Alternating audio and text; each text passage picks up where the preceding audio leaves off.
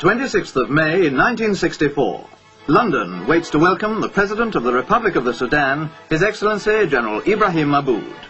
The first state visit ever paid to Britain by a President of the Sudan.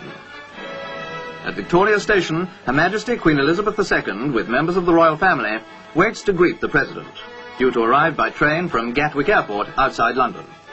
Among the distinguished people also gathered to welcome him are the Prime Minister, Sir Alec Douglas-Home, the Foreign Secretary, Mr. Butler, and the Lord Mayor of London.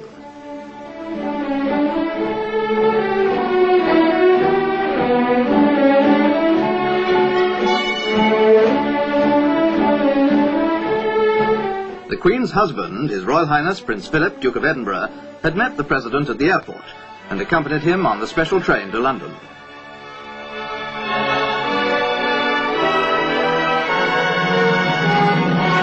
The Queen presented her aunts, the Princess Royal and Princess Marina, Duchess of Kent, and her uncle, the Duke of Gloucester.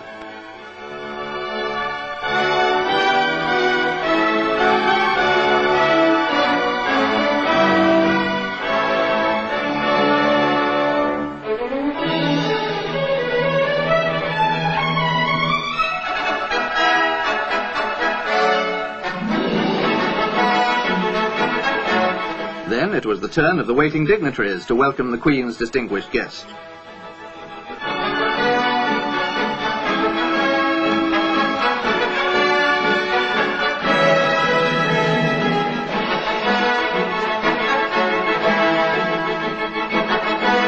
Outside the station, in the gaily decorated streets, crowds waited to cheer the President, while a salute of 41 guns was fired in his honour.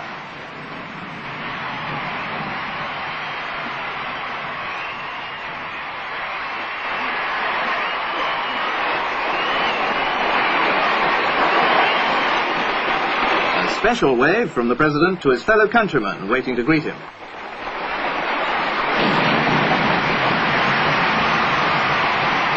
Followed by the members of their suites, the President and the Queen were accompanied by a sovereign's escort of household cavalry as they drove to Buckingham Palace, the Queen's London home.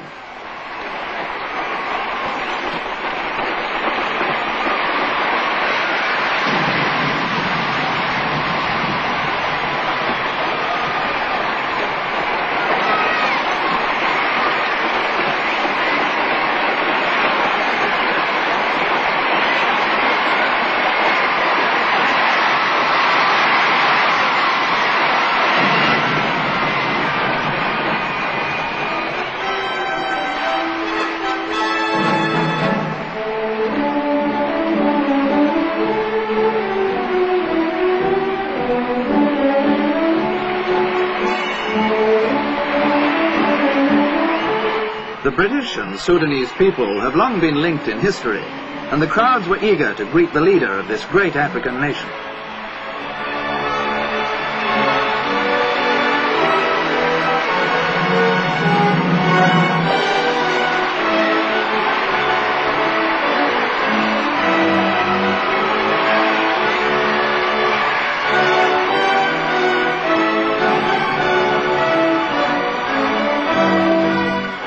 Later that day, the President visited Westminster Abbey, where Britain's sovereigns have been crowned for nearly 1,000 years.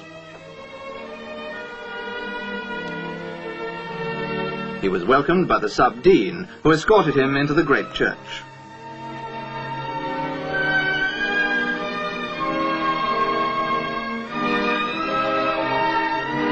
At the grave of the unknown warrior, the President laid a wreath in tribute to the British servicemen who died in 2 world wars. One of the highlights of the summer in London is the annual flower show held at Chelsea. This show attracts visitors from all over the world.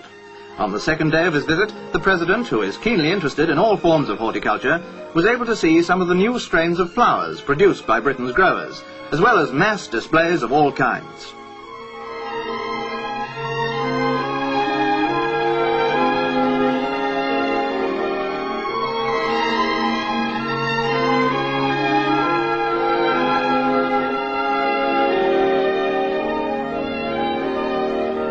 That evening, at Lancaster House, the Foreign Secretary and his wife were hosts at a British government dinner given in the President's honour.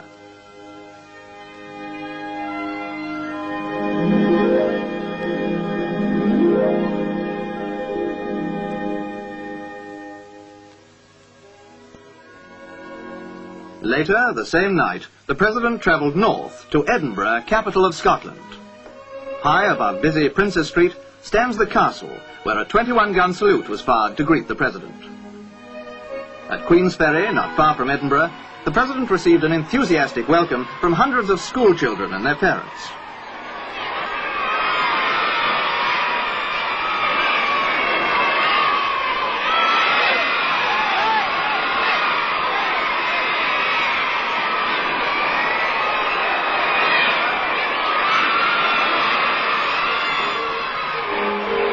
From Queensferry, it's only a short distance to the new Forth Road Bridge, now under construction alongside the famous Forth Railway Bridge.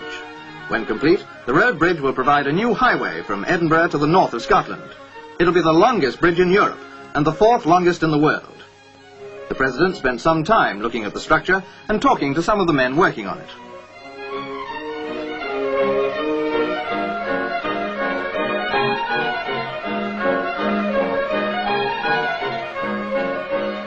Later, the same day, the President visited the British Motor Corporation's new truck and tractor factory.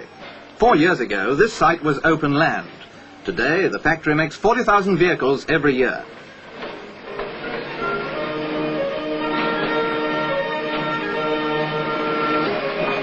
Back in Edinburgh, the President was guest of honour at a tea party given by the British Council. Here, he was able to meet and talk with a number of Sudanese students who are studying in Britain.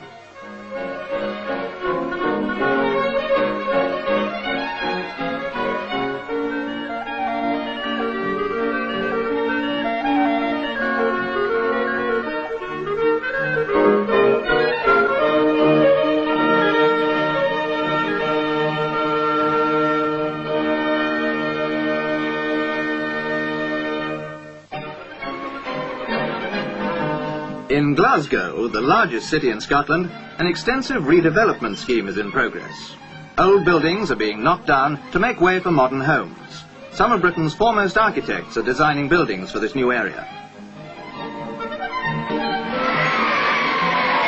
The President's keen personal interest in the project was enthusiastically appreciated by the people of Glasgow.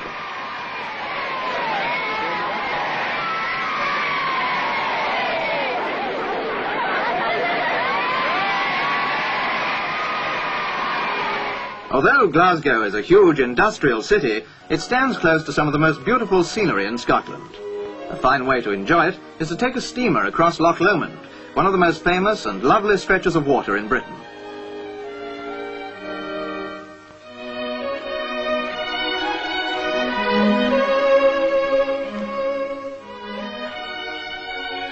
The President enlivened the trip by taking a hand in steering the steamer himself.